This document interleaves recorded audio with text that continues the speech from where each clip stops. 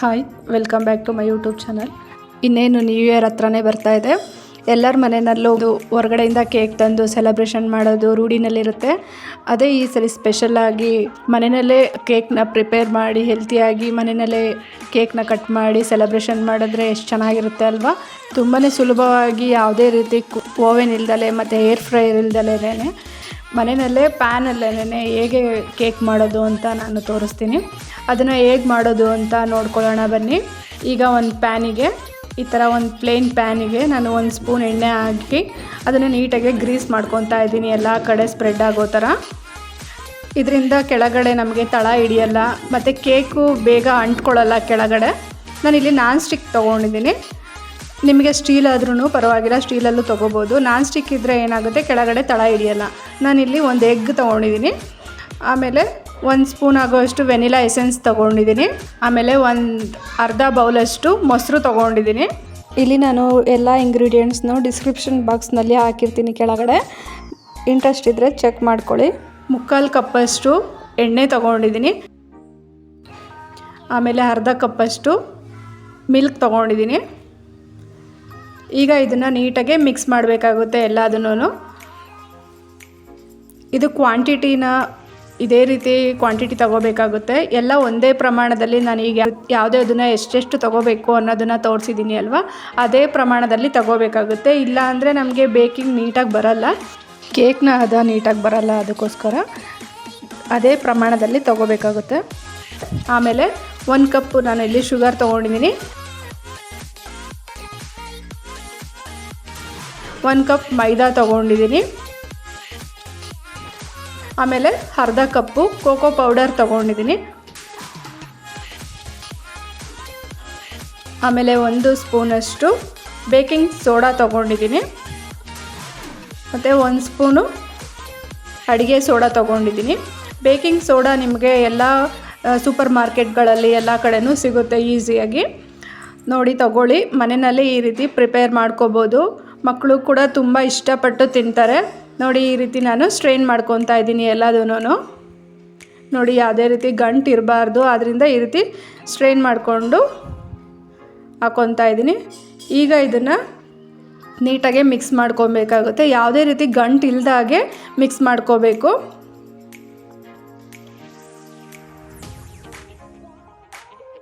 ನೋಡಿ ಈ ರೀತಿ ನಿಧಾನವಾಗಿ ಮಿಕ್ಸ್ ಮಾಡ್ಕೋಬೇಕಾಗುತ್ತೆ.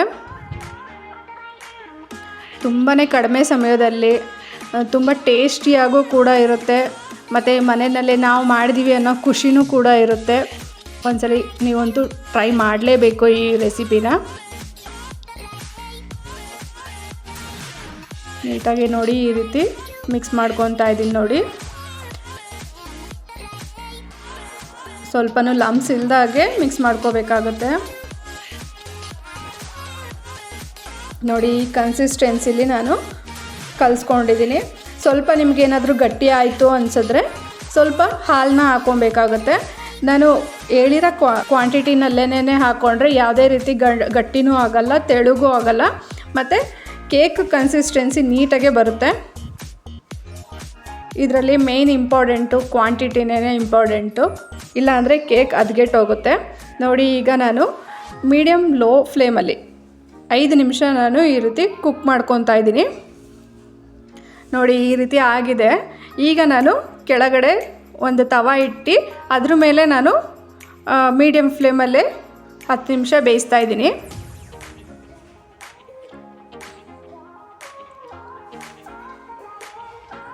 ಈ ರೀತಿ ಒಂದು 10 ನಿಮಿಷ ಬೇಯಿಸಿದ ಮೇಲೆ ಮತ್ತೆ ಫುಲ್ಲು ಲೋ ಫ್ಲೇಮ್ ಮಾಡಿ ಮತ್ತೆ 10 ನಿಮಿಷ ಬೇಯಿಸಬೇಕಾಗುತ್ತೆ. ಇದನ್ನು ಏನು ಮಾಡಬೇಕು ಅಂದರೆ, ನೀವು ಒಂದೇ ಸಲ ಹೈ ಫ್ಲೇಮ್ ಮಾಡಿಬಿಟ್ರೆ ಸೀದೋಗಿಬಿಡುತ್ತೆ ಒಂದೇ ಸೈಡು. ಆದ್ದರಿಂದ ಆದಷ್ಟು ಲೋ ಫ್ಲೇಮಲ್ಲೇ ಬೇಯಿಸ್ಕೋಬೇಕಾಗುತ್ತೆ. ಲೋ ಫ್ಲೇಮಲ್ಲಿ ಬೇಯಿಸಿದ್ರೆ ಏನಾಗುತ್ತೆ, ಎಲ್ಲ ಕಡೆ ನೀಟಾಗೆ ಬೇಯುತ್ತೆ ಕೇಕು ಹದವಾಗಿ. ನೋಡಿ ನಾನು ಈ ರೀತಿ 10 ನಿಮಿಷ, ಒಟ್ಟು 45 ನಿಮಿಷ ನಾನು ಕುಕ್ ಮಾಡ್ಕೊಂಡಿದ್ದೀನಿ ಇದನ್ನು, ಕೇಕ್ನ. ನಾನು ಹೇಳಿರೋ ಪ್ರಮಾಣದಲ್ಲೇ ನೀಟಾಗಿ ಅದನ್ನು ಕುಕ್ ಮಾಡ್ಕೊಬೇಕಾಗುತ್ತೆ. ಆಗ ಕೇಕ್ ಕನ್ಸಿಸ್ಟೆನ್ಸಿ ಚೆನ್ನಾಗಿ ಬರುತ್ತೆ.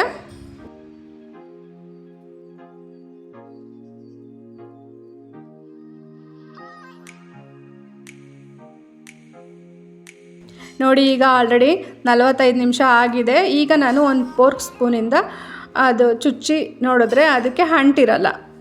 ಈ ರೀತಿ ಕೇಕು ಇವಾಗ ನಾನು ಡಿಮೋಲ್ಡ್ ಮಾಡಿದ್ದೀನಿ. ನೋಡಿ ಎಷ್ಟು ಚೆನ್ನಾಗಿ ಕಾಣಿಸ್ತಿದೆ, ಎಷ್ಟು ಹದವಾಗಿ ಬಂದಿದೆ ಅನ್ನೋದನ್ನು ನೋಡಿ ಕೇಕು. ಈಗ ನಾನು ಅದನ್ನು ಆರೋದಕ್ಕೆ ಸೈಡಿಗೆ ಇಟ್ಟಿದ್ದೀನಿ. ಈಗ ನಾನು ಅದಕ್ಕೆ ಸಾಸನ್ನು ರೆಡಿ ಮಾಡ್ಕೊತಾ ಇದ್ದೀನಿ. ಮೇಲ್ಗಡೆ ಅರ್ಧ ಕಪ್ಪಷ್ಟು ಶುಗರ್ ತೊಗೊಂಡಿದ್ದೀನಿ, ಆಮೇಲೆ ಅರ್ಧ ಕಪ್ಪಷ್ಟು ಕೋಕೋ ಪೌಡರ್ ತೊಗೊಂಡಿದ್ದೀನಿ, 1 ಚಿಟಿಕೆ ಉಪ್ಪು ಹಾಕ್ಕೊಂಡಿದ್ದೀನಿ, ಆಮೇಲೆ 2 ಸ್ಪೂನಷ್ಟು ಕಾರ್ನ್ಫ್ಲೋರ್ ತೊಗೊಂಡಿದ್ದೀನಿ, 3/4 ಕಪ್ಪಷ್ಟು ಹಾಲು ಹಾಕ್ಕೊತಾ ಇದ್ದೀನಿ,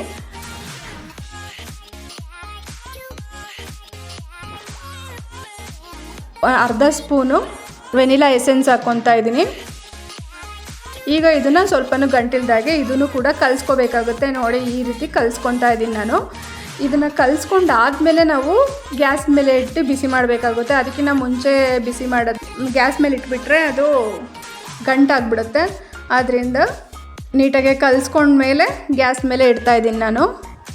ನೋಡಿ ಈಗ ನಾನು ಗಂಟಿಲ್ದಾಗೆ ಕಲಿಸ್ಕೊಂಡಿದ್ದೀನಿ. ಈಗ ಇದನ್ನು ಮೀಡಿಯಮ್ ಫ್ಲೇಮಲ್ಲಿ ಈ ರೀತಿ ತಿರುಗ್ಕೊತಾ ಇದ್ದೀನಿ, ಸ್ವಲ್ಪನೂ ಕೈ ಬಿಡ್ದಾಗೆ ಈ ರೀತಿ ತಿರುಗಿಸ್ಕೊತಾ ಇರಬೇಕು.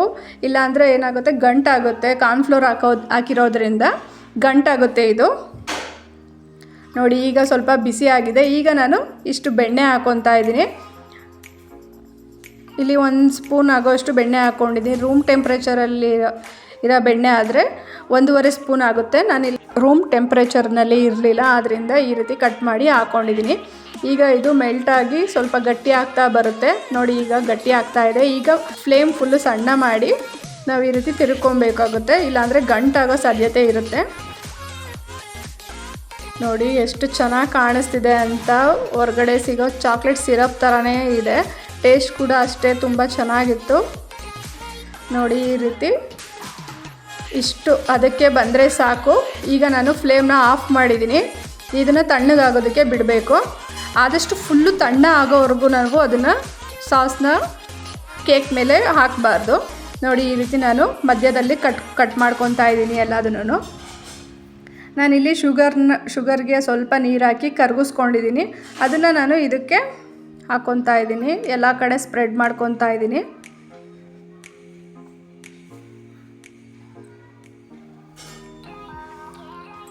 ಈ ರೀತಿ ಎಲ್ಲ ಕಡೆ ಸ್ಪ್ರೆಡ್ ಮಾಡಿ ಚಾಕ್ಲೇಟ್ ಸಿರಪ್ನ ಲೇಯರ್ಗೋಸ್ಕರ ನಾನು 1 ಲೇಯರ್ಗೆ ಈ ರೀತಿ ಸ್ಪ್ರೆಡ್ ಮಾಡ್ಕೊತಾ ಇದ್ದೀನಿ ಚಾಕ್ಲೇಟ್ ಸಿರಪ್ನ.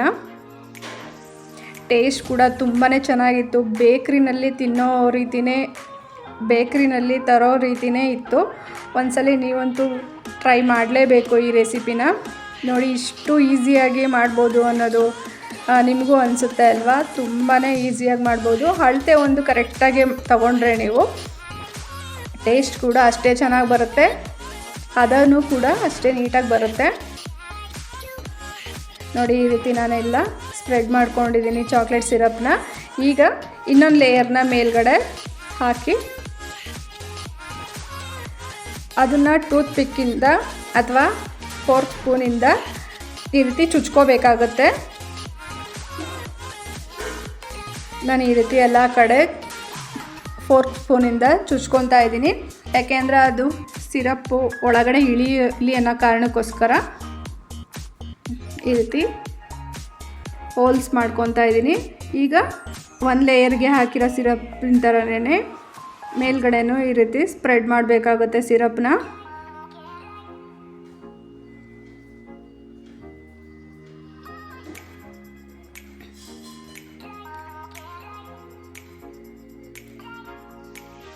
ನೋಡಿ ಈ ರೀತಿ ಎಲ್ಲ ಸಿರಪ್ ಎಲ್ಲ ಸ್ಪ್ರೆಡ್ ಮಾಡಾದಮೇಲೆ ಈ ರೀತಿ ಚಾಕು ಸಹಾಯದಿಂದ ಈ ರೀತಿ ಸ್ಪ್ರೆಡ್ ಮಾಡ್ಕೊಬೇಕಾಗುತ್ತೆ ಚಾಕ್ಲೇಟ್ ಸಿರಪ್ನ. ನೋಡಿ ತುಂಬಾ ಈಸಿಯಾಗಿ ಎಷ್ಟು ಬೇಗ ಮಾಡ್ಕೊಬೋದು ಅಂತ. ಹೊರಗಡೆ ತರೋದ್ರ ಬದಲು ಈ ರೀತಿ ಮನೆಯಲ್ಲೇ ಮಾಡಿದ್ರೆ ಖುಷಿನೂ ಇರುತ್ತೆ ಮತ್ತು ಹೆಲ್ದಿಯಾಗೂ ಇರುತ್ತೆ. ನಾವೇ ಮಾಡಿದ್ದೀವಿ ಅನ್ನೋದು. ಹೊರಗಡೆಯಿಂದ ಆದರೆ ತುಂಬ ದಿವಸ ಆಗಿರುತ್ತೆ ಮಾಡಿ, ಅನ್ಹೆಲ್ದಿಯಾಗೂ ಇರುತ್ತೆ. ಅದರಿಂದ ಮನೆಯಲ್ಲೇ ಈ ರೀತಿ ಪ್ರಿಪೇರ್ ಮಾಡ್ಬೋದು. ಒಂದ್ಸಲ ಟ್ರೈ ಮಾಡಿ ನೀವು. ನೋಡಿ ಈ ರೀತಿ ನೈಫ್ ಸಹಾಯದಿಂದ ಈ ರೀತಿ ಎಲ್ಲ ಕಡೆ ಸ್ಪ್ರೆಡ್ ಮಾಡಿಕೊಂಡ್ರೆ ಚಾಕ್ಲೇಟ್ ಕೇಕ್ ರೆಡಿ ಆಗುತ್ತೆ. ನಾನು ಇಲ್ಲಿ ಮೇಲ್ಗಡೆ ಗಾರ್ನಿಷಿಂಗಿಗೋಸ್ಕರ ಶುಗರ್ ಪೌಡರ್ನ ಈ ರೀತಿ ಸ್ಪ್ರಿಂಕಲ್ ಮಾಡ್ಕೊತಾ ಇದ್ದೀನಿ. ನೋಡಿ ಎಷ್ಟು ಚೆನ್ನಾಗಿ ಕಾಣಿಸ್ತಿದೆ ಅಂತ. ನೋಡಿ ಈ ರೀತಿ ಸ್ಪ್ರಿಂಕಲ್ ಮಾಡಿಕೊಂಡ್ರೆ ಚಾಕ್ಲೇಟ್ ಕೇಕ್ ರೆಡಿ ಆಗುತ್ತೆ. ಯಾವುದೇ ರೀತಿ ಓವೆನ್ನು ಹೇರ್ ಫ್ರೈಯರು ಏನೂ ಬಳಸ್ದಲೇ ಎಷ್ಟು ಈಸಿಯಾಗಿ ಎಷ್ಟು ಕ್ವಿಕ್ಕಾಗಿ ಟೇಸ್ಟಿಯಾಗಿ ಕೇಕ್ನ ಪ್ರಿಪೇರ್ ಮಾಡ್ಬೋದು ಅಂತ ಮೇಲ್ಗಡೆ ನಾನು ಚಾಕೋ ಚಿಪ್ಸ್ನ ಹಾಕಿದ್ದೀನಿ. ಮಕ್ಕಳಿಗಂತೂ ತುಂಬಾ ಇಷ್ಟ ಆಗುತ್ತೆ. ನೋಡಿ ಈ ರೀತಿ ನಾನು ಕಟ್ ಮಾಡ್ತಾ ಇದ್ದೀನಿ. ಈಗ ನೋಡಿ ಎಷ್ಟು ಚೆನ್ನಾಗಿ ಕಾಣಿಸ್ತಿದೆ ಅಂತ. ನೋಡಿ ಬೇಕ್ರಿನಲ್ಲಿ ಸಿಗೋ ಥರನೇ ಕೇಕ್ ಪ್ರಿಪೇರ್ ಆಗಿದೆ. ನೋಡಿ ಎಷ್ಟು ಚೆನ್ನಾಗಿ ಕಾಣಿಸ್ತಿದೆ, ಎಷ್ಟು ಲೇಯರ್ ಆಗಿ ಎಷ್ಟು ನೀಟಾಗಿ ಕಾಣಿಸ್ತಿದೆ ನೋಡಿ. ತಿನ್ನೋದಕ್ಕೂ ಕೂಡ ಅಷ್ಟೇ ಚೆನ್ನಾಗಿತ್ತು. ಒಂದ್ಸಲಿ ಮಿಸ್ ಮಾಡ್ದಲೇ ಡೆಫಿನೆಟ್ಲಿ ಟ್ರೈ ಮಾಡಿ. ನೀವು ಹೇಗಿತ್ತು ಅಂತ ನನಗೆ ಕಮೆಂಟ್ ಮಾಡಿ ತಿಳಿಸಿ. ನೋಡಿ ಟೇಸ್ಟ್ ಕೂಡ ತುಂಬಾ ಚೆನ್ನಾಗಿತ್ತು. ಒಂದ್ಸಲಿ ನೀವಂತೂ ಟ್ರೈ ಮಾಡಲೇಬೇಕು. ಈ ರೀತಿ ಒಂದ್ಸಲಿ ಟ್ರೈ ಮಾಡಿದ್ರೆ ನೀವು ಬೇಕ್ರಿಯಿಂದ ತರೋದನ್ನು ಮರ್ತೇ ಬಿಡ್ತೀರಾ ನೀವು, ಅಷ್ಟು ಚೆನ್ನಾಗಿರುತ್ತೆ ಟೇಸ್ಟು. ಈ ವಿಡಿಯೋ ಇಷ್ಟ ಆದರೆ ಲೈಕ್ ಮಾಡಿ, ಶೇರ್ ಮಾಡಿ, ಕಮೆಂಟ್ ಮಾಡಿ. ಇನ್ನೂ ಯಾರ್ಯಾರು ನನ್ನ ಚಾನಲ್ನ ಸಬ್ಸ್ಕ್ರೈಬ್ ಮಾಡ್ದಲೇ ವಿಡಿಯೋ ನೋಡ್ತಾ ಇದ್ದೀರಾ ಪ್ಲೀಸ್ ಸಬ್ಸ್ಕ್ರೈಬ್ ಮಾಡ್ಕೊಳ್ಳಿ. ಫ್ಯಾಮಿಲಿ ಫ್ರೆಂಡ್ಸಿಗೆಲ್ಲ ಶೇರ್ ಮಾಡಿ. Thank you.